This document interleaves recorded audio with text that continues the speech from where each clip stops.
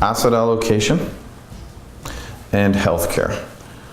Affecting both are withdrawal rates. So the first risk of asset allocation can be protected against using a cash wedge. And by that I mean we simply can't control where the market's going to be at any given period of time.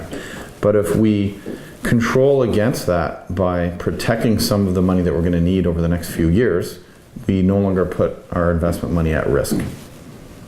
Number two, healthcare expenditures are continuing to rise as retirees live longer and longer, and it's often left out of the retirement income planning aspect. It's absolutely extremely important to ensure you're protected against the unexpected. Invest like a pension. If you're in accumulation mode, say 5-10 years plus out of retirement, then invest the way a pension does on the growth side. If you're closer to retirement or even in retirement, then invest the way a pension does for income mode and cash flows. Think the cash wedge strategy for protection. Number one, how do you select the investments that you're going to recommend? Number two, how often will I hear from you?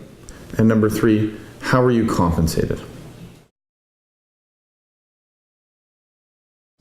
Your portfolio manager or your investment advisor should manage your investments like a pension, which means geographic diversification, asset allocation, and target weightings.